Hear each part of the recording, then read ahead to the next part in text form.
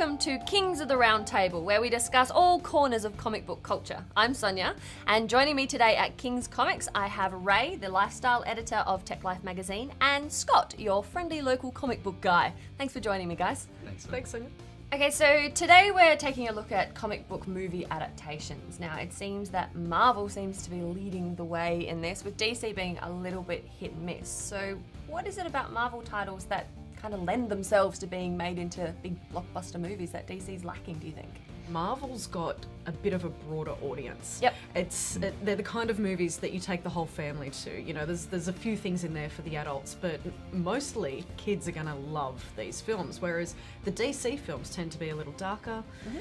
You know, the latest incarnation of Nolan's Batman films being the classic example of that. Not exactly the most family-friendly films. Definitely not. You know, having all the tie-ins with the Avengers, basically. So you've got I think the sheer volume of what Marvel's bringing out at the moment as well is reflects in lending the comics itself to too. it. Yeah. I mean, the sheer volume of characters. I mean, it seems like DC are dropping the ball a bit with the movies when Marvel are putting out so many movies at once, and then it seems far between the Superman. Yeah, Batman it does seem like waiting so long from between Batman and to the new Superman, and yet it just seems like, oh, there's an Avengers film, and there's the Iron Man film, and there's a Thor film, and it's like constant. They're definitely overshadowing them a little bit. I think. They're all I mean, they're all characters with really, really rich histories. Absolutely. I mean, your Superman, Batman, how can you go past the two archetypes of comic superheroes? But I think both of those, like DC seems to be doing fairly well with their two big boys, like with Batman films and with Superman films. I mean, it's even historically, focus. they kind of they always work. Yeah. But it's the other characters that seem to The Green Lanterns. Green Lantern.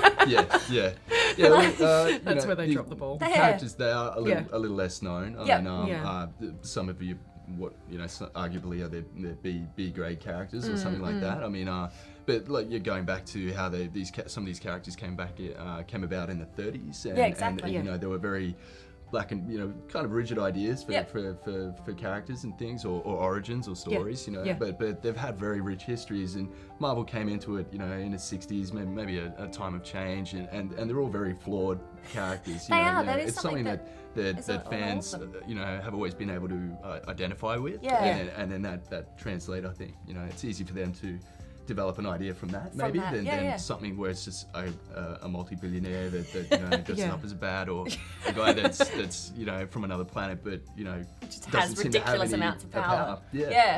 And yet when we look at animated films and things, that's where DC really shines. Like the animated series of Green Lantern and the animated films were great. Marvel, not so much. They don't quite hit the mark. So, I mean, why do you think that's the way? Like, why does Marvel work live and DC works animated? Maybe some of the groundwork with DC and their link to Warner Brothers for so long. Look at the early sort of the Paul Dini Batman series, that original Batman series, and how well the gamble they took on that and how well it turned out. I think the ball's just been rolling. I think you could say the same with Marvel in the movies now. You were talking about Robert Downey Jr. playing Tony Stark so well in Iron Man, and how he just is Tony Stark now. That's him. Now you've got the ball rolling with the live action films. Whereas DC, I think they've always, Warner Brothers have always had that. They've got great animation studios, things like that. They seem to have their head around better ideas for their animated series. I don't think it's long until you'll see a lot of really good Marvel animated stuff now that they know how they know the formula, they know what's going to work with it. And they have Disney behind them. It's not going to be long. I actually don't think it's going to be long before we get to a kind of with the Marvel as well. I'm like, how long can this go? See, you saw the DC films, of the 90s, like, which were very, very hit and miss, but they're progressively getting better. Like, not taking sequels into account. But I think with Marvel, you're seeing that happen as well. But there was something about those classic kind of DC, like the classic Batmans, and they're kind of campy and they're all kind of silly and unapologetically fun and very unapologetic. Comic book This movie. is a comic book movie made from a comic book. And I gotta say, like, I mean, especially the Burton Batman is still. It's It's one of my favorites. It's so ridiculous. It's great fun. And then when you look at the kind of the classic Supermans, which when we look at them now, they're so over the top and so ridiculous. But unrelatable at the time, though. Yeah, they've got that, you know, unattainable, unrelatable character thing, which I think it's not as popular now. Now we want to be able to go, I understand this character, I know where they're coming from, and so and you think that's what Marvel's really tapped into. You're saying because they're a bit younger. They're a bit younger. They're a bit more, you know, every character's flawed. Whether, you know, Peter can't make ends meet, or Bruce is turning into a Hulk every time, Daredevil's blind, you know, they're all different like that. They all have something. They'll have, like you were saying, rich histories, and you know, comics have always been a reflection of society, and when you take these, the directors or producers coming in, like you said, the Tim Burton films have a real definitive feel. Then you go into the Schumacher sequels. It's kind of obvious this guy's had a look at the 60s Batman and, you know, gone, well that's my idea of Batman. And that reflects you know, what a rich history they have. And now we're looking at the modern films, and they're very, you know, they're dark. They're more like a Frank Miller, grizzly, angry Batman. So. When you read a comic book, there's a very strong voice that you get when reading it. Do you think we were discussing how Robert Downey Jr. basically is Tony Stark now. Do you think that has a lot to do with these characters? Do you think that Marvel have cast better? Absolutely. I think not better, but cast well. Maybe they've come to the understanding that the casting is very important. Incredibly important with the films. Yeah. You can't just take a guy that looks like no. You know, with how many Batmans DC went through, you can't. Yeah, exactly. It's he's really taken on the character, but you can see it reflect in the comics too. I mean, maybe the original idea was he was very, you know, egotistical and outgoing, things like that. And you know, they over the years they have their ups and downs. They become more grounded, or they become more darker, but then they come back on it. It comes back on itself. Yeah, but Tony Stark and grounded aren't two things that go well together. No. But it comes back to, you know, you being able to identify with the character. I find in the shop, if somebody hasn't liked the film, they really just haven't identified with the actor.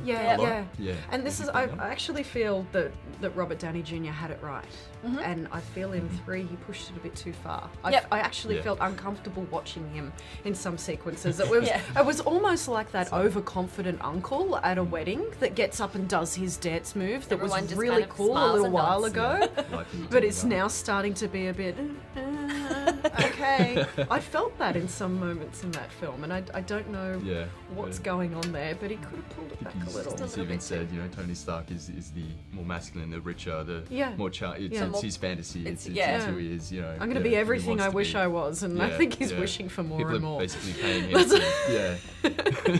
So ultimately, do you think DC is going to catch up? Yeah, I think DC are going to get it right with Superman. I think they're going down that slightly more complex, grittier path. It might not have the same broad audience that the Marvel films have, but I think that they will bring in new fans to Superman with this film, and also, you know, respect the old ones. I think DC have got a good, you know, cast of characters waiting to be made into films, and it seems like they bide their time a little more with the release of them, as opposed to the Marvel churning out kind of machine. So we might see something slightly better made. I think you'll see them do. It'd be smarter for them to wait and develop their characters, their movies. Like we're saying, their characters are really old. I mean, it's hard to get. There's so many ideas. There's got to be a way to make them relate to a modern audience. One of the best examples is a Wonder Woman movie. How you could interpret that. There's so many different ways. We're all waiting, and not Megan Fox. Thank you, or Michael Bay. Leave But if they take their time with it, it'll eventually get there. I think it's just a slow teething stage with Warner Brothers and DC and their idea machine. So it'll happen soon. Awesome. Awesome. Well, thank you so much for your time today. Thanks, Ray, Scott. It's been pretty cool today. It has. Thanks for having us. I'll be back soon with some new guests and a new topic. But in the meantime, let us know what you think about the DC Marvel film adaptations. Let us know on Facebook, Twitter, YouTube, your choice. Thanks for watching, guys.